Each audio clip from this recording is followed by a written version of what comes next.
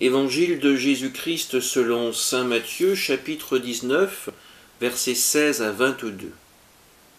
En ce temps-là, voici que quelqu'un s'approcha de Jésus et lui dit « Maître, que dois-je faire de bon pour avoir la vie éternelle ?»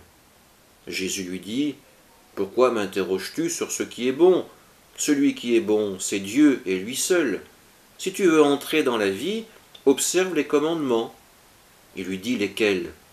Jésus reprit « Tu ne commettras pas de meurtre, tu ne commettras pas d'adultère, tu ne commettras pas de vol, tu ne porteras pas le faux témoignage, honore ton père et ta mère, et aussi tu aimeras ton prochain comme toi-même. » Le jeune homme lui dit « Tout cela je l'ai observé, que me manque-t-il encore ?» Jésus lui répondit « Si tu veux être parfait, va, vends ce que tu possèdes, donne-le aux pauvres, et tu auras un trésor dans les cieux. Puis viens, suis-moi. » À ces mots, le jeune homme s'en alla tout triste, car il avait de grands biens. Acclamons la parole de Dieu. Un passage assez court de l'évangile de Matthieu, dans lequel Jésus est confronté à un jeune homme qui désire vivre selon les commandements, vivre selon la règle de Dieu, pour pouvoir entrer dans le royaume du Père. Quand Jésus lui donne la liste des commandements, cet homme n'en est pas surpris, il les connaît, il les applique déjà, il voudrait encore faire quelque chose de plus afin d'être parfait.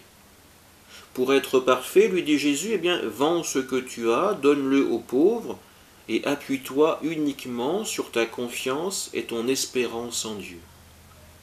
À ces mots, le jeune homme s'en alla tout triste, car il avait de grands biens. Sa richesse reste un frein à son entrée dans le royaume de Dieu. Sa confiance dans ses biens, dans sa richesse, est supérieure à celle qu'il pourrait mettre en son Créateur. Nous sommes exactement comme ce jeune homme. Nous nous appuyons bien souvent sur nos forces, sur nos biens, nos richesses, et nous oublions de demander au Seigneur de venir nous aider.